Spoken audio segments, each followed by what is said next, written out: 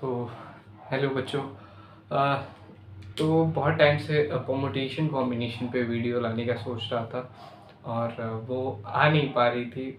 जब स्टार्ट किया था ये लेक्चर सीरीज तो परमुटेशन कॉम्बिनेशन से ही शुरू किया था, लेकिन एक लेक्चर लाने के बाद फिर लेक्चर्स रह गए। तो अब हम उसको कैरी ऑन करेंगे और ज़्यादा से ज़्यादा परमुटेशन एंड कॉम्बिनेशन के ज़्यादा से ज़्यादा क्या मैं कोशिश करूँगा 2000 से 2023 तक के 2022 तक के जितने भी क्वेश्चन हैं जेई मेंस के सारे ही इस लेक्चर सीरीज में कवर करूँगा। और ये लेक्चर कहीं ना कहीं बोर्ड स्टूडेंट्स के लिए भी बहुत यूज़फुल होगा, क्योंकि आप वहाँ से कॉन्सेप्ट सीखेंगे थ्रू क्वेश्चंस।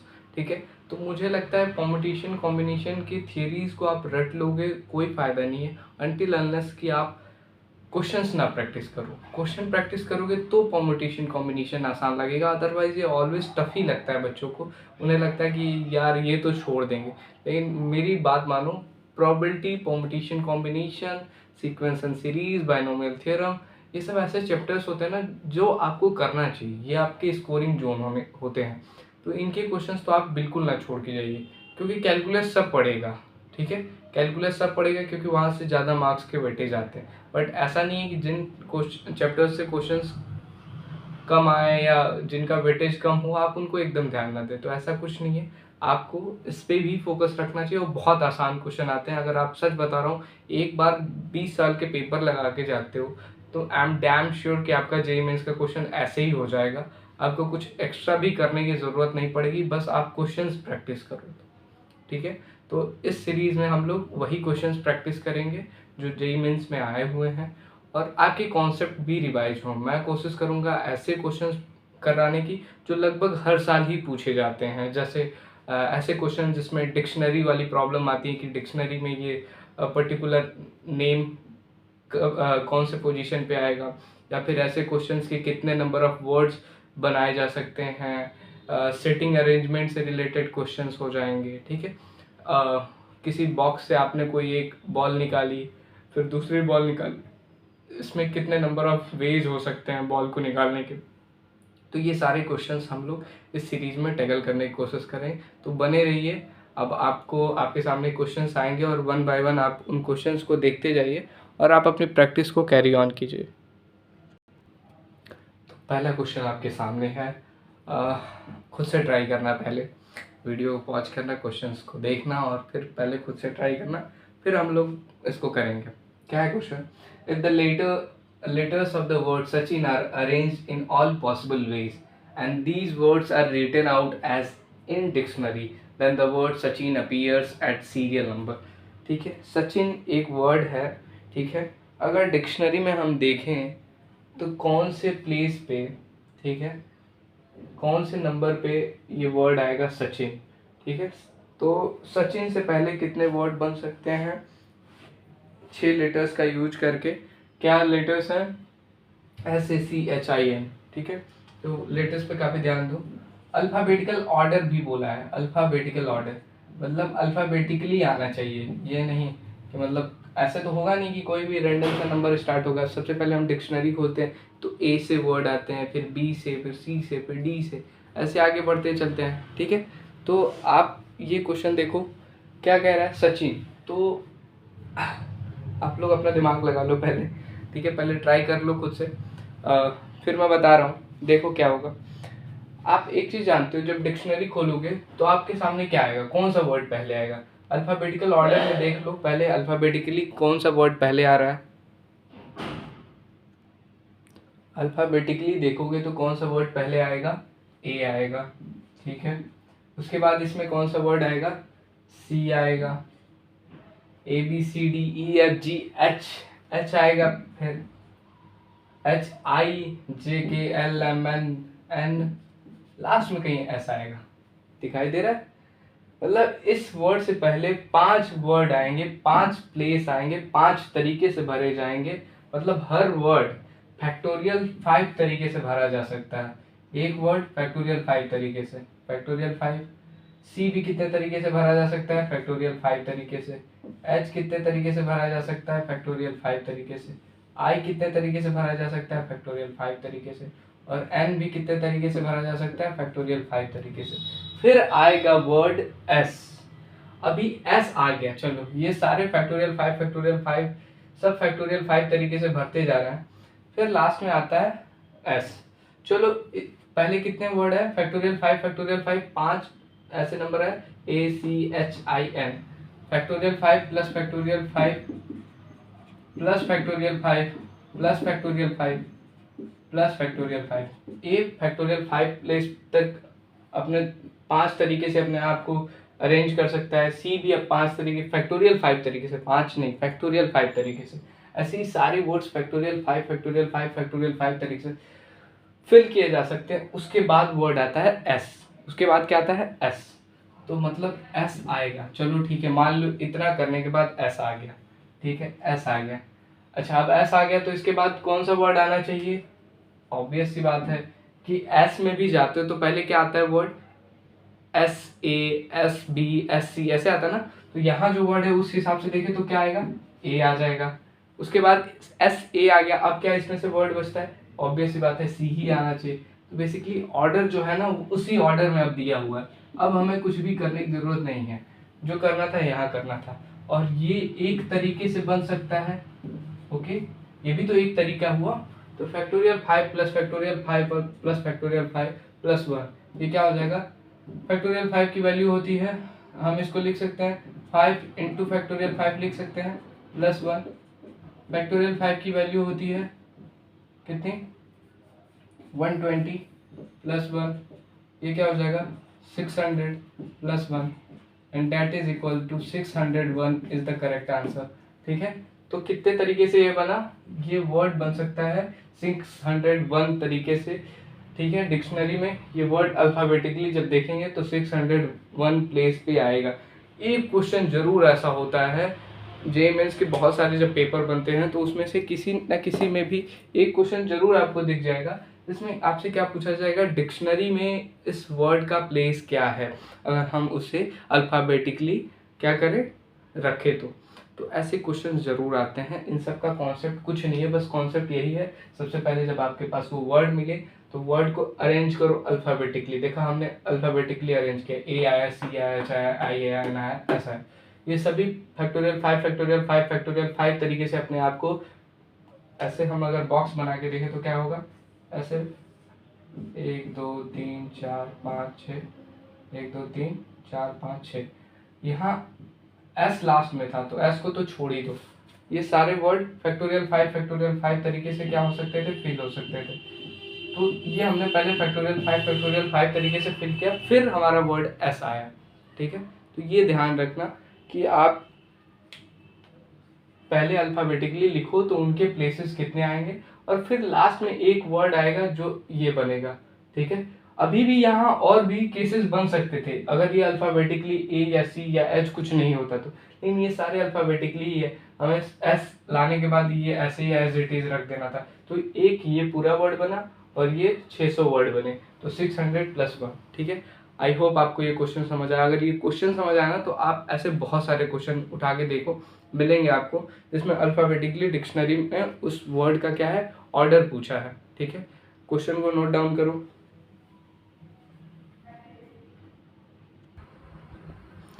ओके स्टूडेंट्स, तो पहला क्वेश्चन तो आपने किया, वो 2005 जेई का क्वेश्चन था। ठीक है, जेई मेंस में 2005 में पूछा गया था वो क्वेश्चन, डिक्शनरी में वो वर्ड। ठीक है, ये क्वेश्चन जेई 2004 में पूछा गया। ठीक है, हम ट्राई करेंगे कि 20 साल के पेपर लगाएं। ठीक है, 20-22 साल जितने हो सके काफ़ी क्वेश्चंस कर लें हम लोग। ठीक है, इस लेक्चर में तो हम लोग 4 से 5 क्वेश्चन करेंगे। ठीक है, अगले लेक्चर्स और आप लोग के कमेंट हमें मोटिवेट करते हैं कि भाई आप और वीडियोस लाओ ताकि बच्चों का भला हो। ठीक है, तो अगर आप ये वीडियो देख रहे हो तो प्लीज़ कमेंट ज़रूर करना। ठीक है, अच्छा या बुरा कुछ भी, अगर आपको कुछ सीखने को मिला, वैल्यू मिली इस वीडियो से तो आप ज़रूर बताओ हमें, सजेशंस दो। बाकी ये क्वेश्चन देखो, ट्राई करो, देखो शायद हो जाए तुमसे। आसान क्वेश्चन है, ठीक है, आसान क्वेश्चन है। बच्चे कुछ बेसिक गलतियाँ कर जाते हैं जिस वजह से आंसर नहीं आता। बोला गया how many ways are there to arrange the letter in the word garden with the vowel in alphabetical order. ठीक है, गार्डन से कितने नंबर ऑफ वेज बनेंगे लेटर्स के कितने नंबर ऑफ वेज बनेंगे, ठीक है। How many ways are there to arrange the letters in the word garden, garden से कितने नंबर ऑफ वेज से हम वॉवेल्स को अल्फाबेटिकल ऑर्डर में वो कर सकते हैं, बाकी कितने वर्ड्स बन सकते हैं, ठीक है।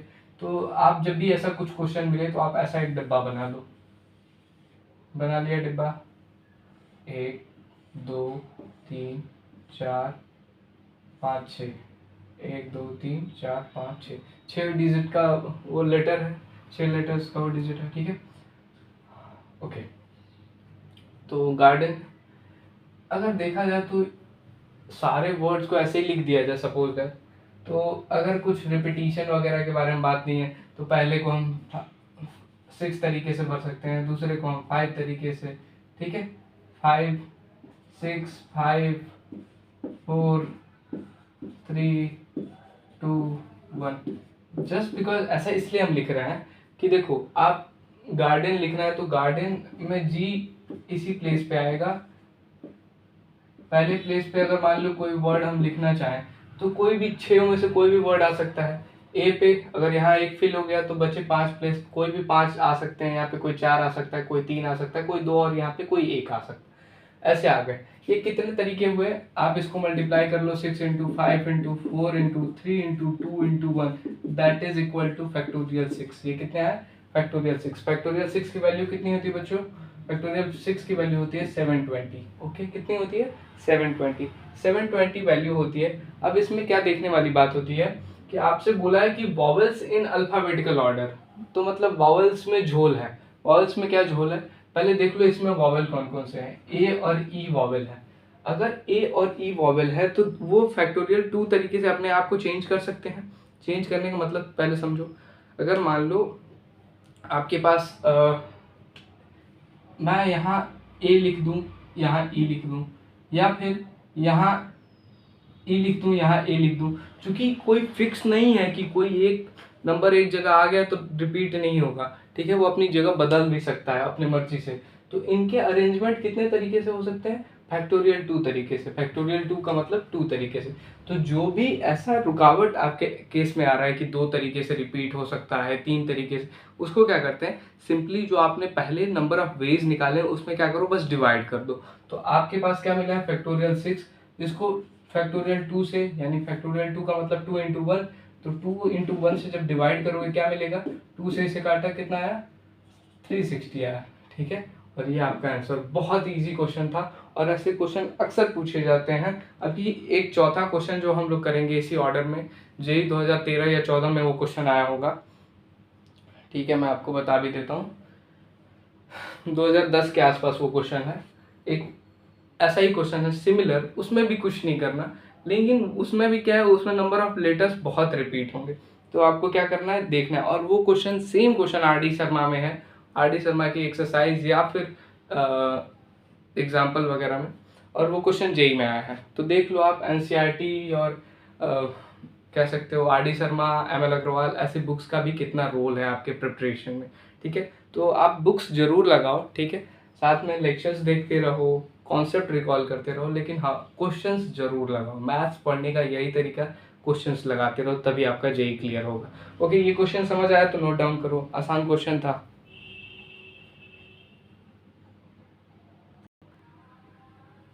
ओके बच्चों, तो देखो ये क्वेश्चन है आपके सामने, how many different word can be form by the jumbling the letters in the word Mississippi. Okay, word देख लो, MISSISSI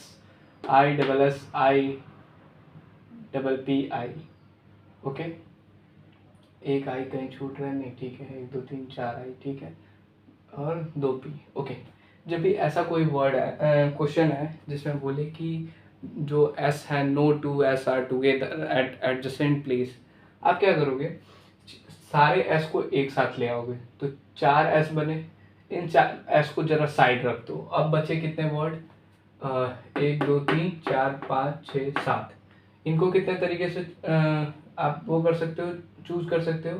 अब यहाँ देखो क्या हो रहा है ना, कि एक बात बच्चों के माइंड में कंफ्यूजन रहता है कि कब कॉम्पिटिशन लग रहा है, कब कॉम्बिनेशन लग रहा है।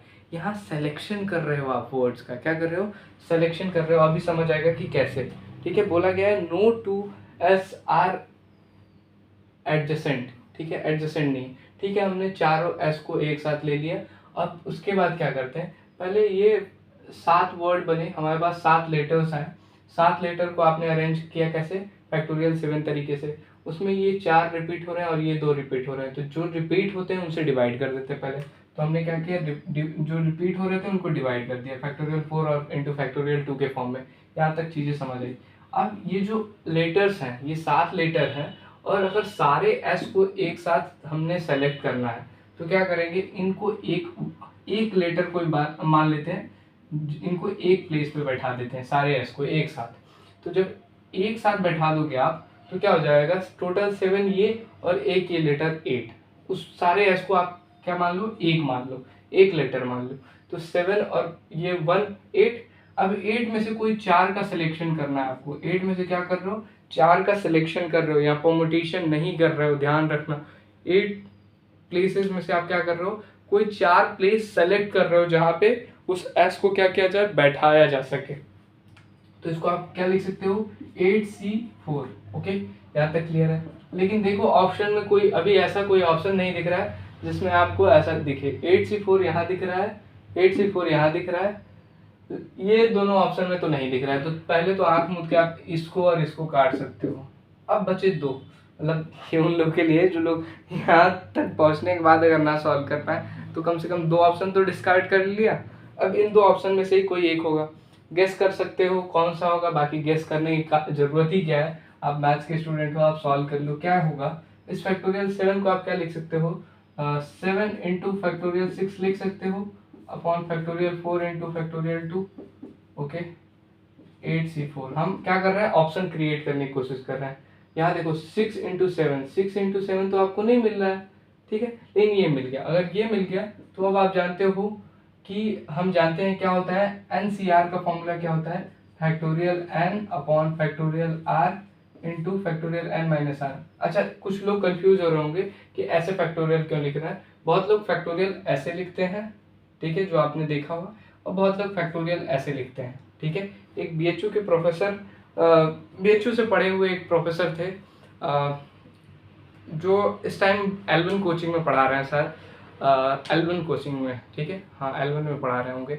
और मैं उनसे MRS ट्यूटोरियल बनारस में पढ़ा था, और बहुत अच्छा परमुटेशन कॉम्बिनेशन पढ़ाते थे। ही जीनियस, एक्चुअली वॉच नहीं बोलूँगा, ही genius of permutation combination and these topics. तो वो लोग कोचिंग के फैकल्टी हैं, ठीक है। तो उन्होंने बताया था कि देखो ये वाले में क्या होता है, ये परमुटेशन में ना गलती से अगर ऐसे नीचे चला गया तो ये बिंदी मिट जाती है, तो आप कई बार एग्जाम में लिख रहे होगे तो ये परमुटेशन लिखने में गलती हो सकती है। इसलिए उन्होंने कहा कि ये भी एक वे है परमुटेशन को दिखाने का, रिप्रेजेंट करने का। खैर आते हैं अपनी बात पे।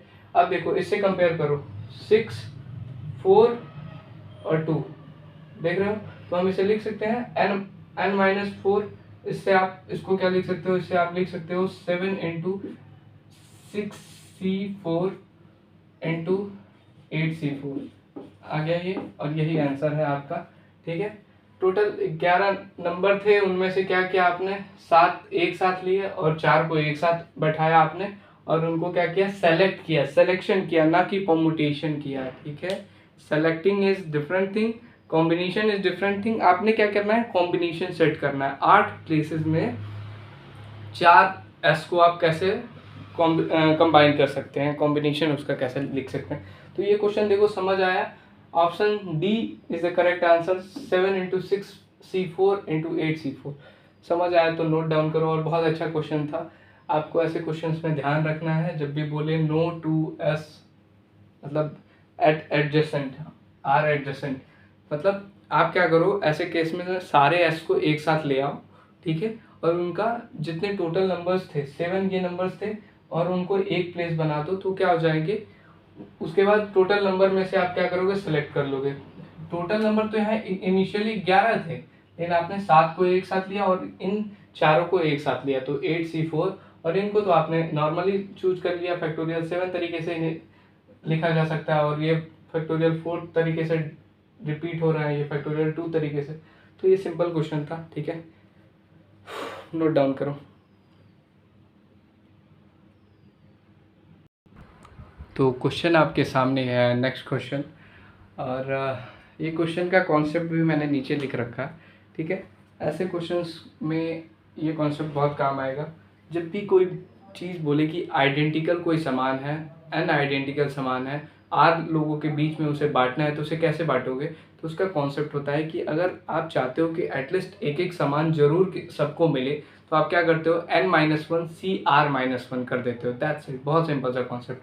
तो ये भी इस कॉन्सेप्ट पे बेस्ड है। अगर ये कॉन्सेप्ट आपको नहीं पता तो ये क्वेश्चन आपसे नहीं होगा, लेकिन अगर आपको ये कॉन्सेप्ट पता है तो आप कर ले जाओगे। ठीक है, तो क्या है, number of ways to distributing 8 identical ball to 3 distinct boxes. मतलब तीनों बॉक्स क्या है, डिस्टिंक्ट है, और 8 आइडेंटिकल बॉल है। ठीक है, that none of the boxes is empty. ऐसा ना हो कि कोई बॉक्स एम्प्टी रह जाए। मतलब इनके कहने का मतलब है कि हर किसी को एटलीस्ट एक सामान तो मिल ही जाए। तो ऐसे केसेस में अभी मैंने बताया क्या करते हैं, n-1 CR-1। n की वैल्यू क्या है, टोटल 8 आइटम्स है, 8 आइडेंटिकल वॉल्स थी, 8 डिस्टिंक्ट बॉक्सेस थे। तो क्या करेंगे, 8-1 CR, r की वैल्यू क्या है, 3-1, दैट इज 7C2। 7C2 को आप लिख सकते हो factorial 7 upon factorial 3 into factorial 5।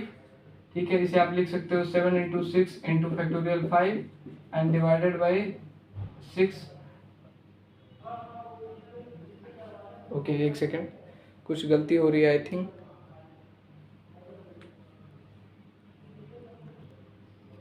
Yes, हमारी गड़बड़ी कहाँ है, हमारी गड़बड़ी यहाँ है, 7C2 है, तो इसे फैक्टोरियल 2 लिखोगे। ठीक है, तो ये क्या हो जाएगा, फैक्टोरियल 2 इंटू फैक्टोरियल 5। फैक्टोरियल 5 से फैक्टोरियल 5 कटा, फैक्टोरियल 2 की वैल्यू 2 होती है, 7 इंटू 2 से ये कटा 3 टाइम्स में, 7 into 3 that is equal to 21। आपका आंसर हो जाएगा। कॉन्सेप्ट सिंपल सा था, 8 आइडेंटिकल बॉल्स थी, 3 डिस्टिंक्ट बॉक्सेस थे, और कंडीशन थी कि कोई भी बॉक्स एम्प्टी ना रह जाए। ये सब कंडीशन याद रखो, identical balls, distinct boxes, none of the box is empty, मतलब कोई भी बॉक्स एम्प्टी नहीं रहना चाहिए। कॉन्सेप्ट ये लिख लेना अपने कॉपी में कि number of ways of distributing n identical item among r person when each one of them receives at least one item. कम से कम एक आइटम मिले, तो वहाँ फॉर्मूला क्या लगेगा, नंबर ऑफ वेज क्या हो जाएंगे, n-1 CR-1।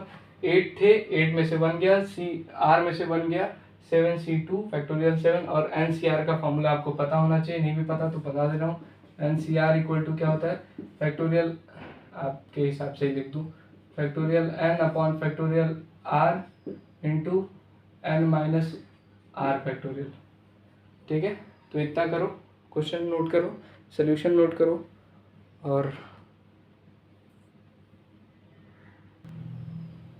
आज के लेक्चर में यहीं तक। आगे आगे क्या करने वाले हैं हम लोग, उस बारे में बात कर लेते हैं।